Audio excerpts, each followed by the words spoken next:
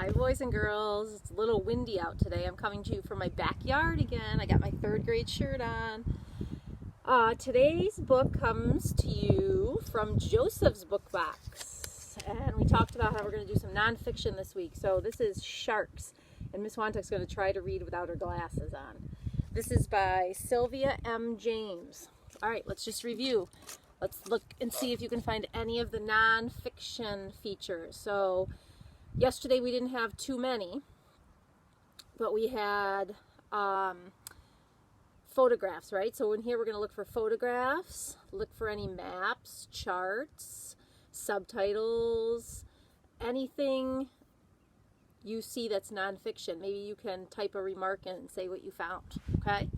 So sharks, already I see one.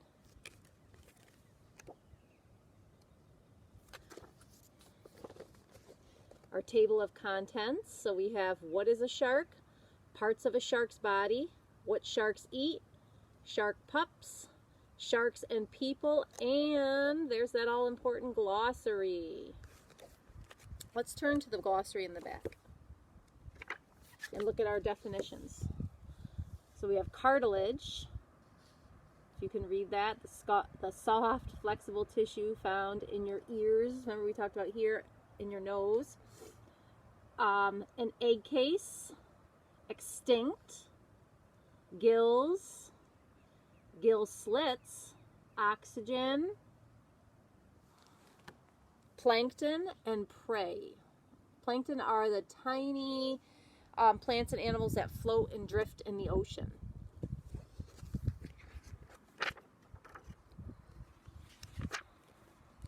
What is a shark? Sharks are fish, a very old type of fish. The first sharks lived about 400 million years ago. There are over 350 different types of sharks. Sharks live in most of the world's oceans. Some sharks live alone. Others live in schools with hundreds of other sharks. And then look at, here's a text box down here. It says, the Carcharodon megalodon, a huge shark measuring 40 feet long, lived 5 to 24 million years ago, and it feasted on whales. Here's another one over here, and it says, most sharks live to be about 25 years old, but some live as long as 70 years old. Interesting. Sharks come in many shapes, sizes, and colors. Some are dangerous, but many are not. So here's different types. So this is the saw shark, and it says saw sharks use their long snouts to jab small fish or to dig for other animals in the sand. This one is the young zebra sharks have dark skin with light stripes and spots. As they get older, their skin becomes lighter with dark spots. And finally, this one is the whale sharks can grow to be 46 feet. They are the biggest fish in the world. Take a look at that. So let's look what's over here. I bet you know what kind this is. Hammerhead sharks. Now, question. Does it matter which one of these I read first to you in nonfiction? It doesn't, right? We could have started on any subtopic because it's an informational book and it's broken up into different categories or different pieces of information. So it's not like a fiction book. I don't have to read front to back. Deep sea pygmy sharks are only 8 to 10 inches. The wobblegong shark spots help it blend into the ocean floor. I'll hold the picture up in a minute. And hammerhead sharks capture stingrays by pinning them to the ocean floor with their long heads. That's interesting. I never knew that. Makes sense though. So you can see those there. Look at the eyes on the deep sea pygmy. And pygmy means miniature.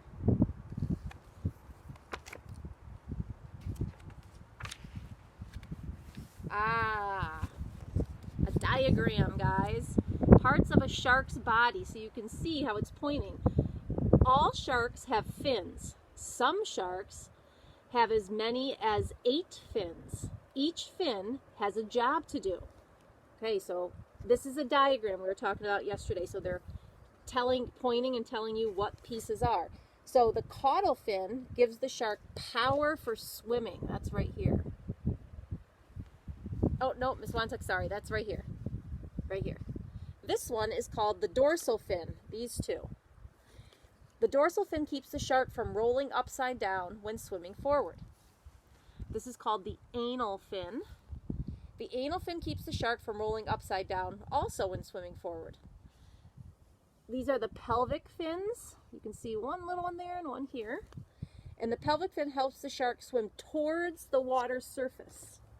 And finally, the pectoral fins. The pectoral fins help the shark steer. Okay, so like a steering wheel in your car, right? So you can go around curves. Your parents can go around curves. A shark's skin is covered with tiny tooth-like scales. The skin protects the shark from anything that gets too close. And this is the skin, it's telling me down here, of a nurse shark up close. And again, here's a text box that says, a person can get cut just from rubbing against a shark's skin. I didn't know that. Almost looks like a beehive. How interesting. You can rub up against a shark's skin and get cut? I did not know that. A shark's skeleton is made of cartilage. Remember, that's like in your ears. That's why you can flex them, push them down. Cartilage is not hard and heavy like a person's bone. It's light, like plastic. A person's ears are made of cartilage, but a shark's cartilage is much stronger. Cartilage allows a shark's head to bend, twist, and swim. And then a shark's skeleton right down here. Isn't that interesting? You can kind of see where the skeleton goes of the shark. So nothing down here. What do you think all this is?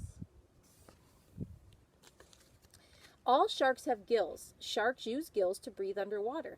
Gills get oxygen from water. The water goes into the shark's mouth, over the gills, and out the gill slits. See if you can find where they labeled gill slits. There you go, right there. A shark has between 5 and 15 rows of teeth in its mouth. When a shark loses a tooth, another tooth moves up from the back rows to fill in the space. And here in our text box, look at that. I wouldn't want to be near that. It says, a shark loses thousands of teeth in its life. Look at that. So if he lost this one would move up front to take its place. How cool is that? Different kinds of shark have different kinds of teeth. The shape of a shark's teeth can tell you what kind of shark it is and how the teeth are used. So a ridged tooth is for tearing meat. See that there. A sharp tooth is for catching food. Okay, so it's a little pointier. And a flat tooth is for crushing shells. Take a look at that flat tooth. Isn't that cool? I love informational books. I learn so much from them. And then our text box says, one thing sharks do not use their teeth for is chewing. Sharks swallow each bite whole. So imagine that. Could we do that? If we took a bite of steak, could we just swallow it? No, because it would get caught, right? But sharks can. Snakes do that also.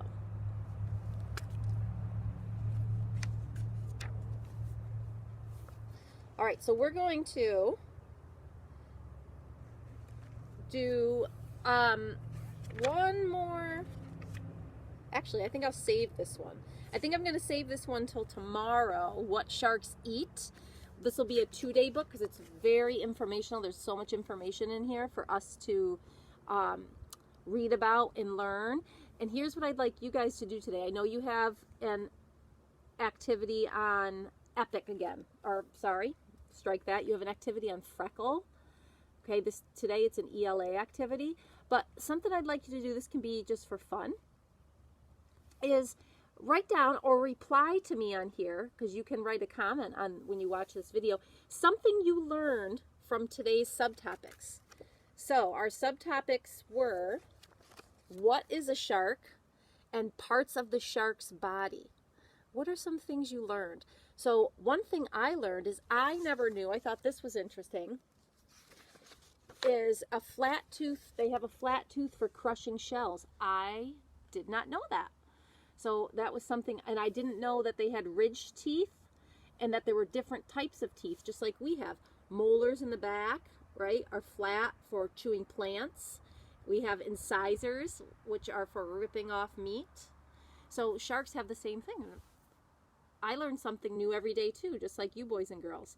So comment underneath here. Tell me something new you learned in these first two subtopics. And tomorrow we'll continue with Joseph's book. Okay? Until tomorrow, boys and girls. Mwah. Get that work done. If you didn't do yesterday's freckle, which was a math activity, I can tell. So make sure you get in and go do that for me, please, okay?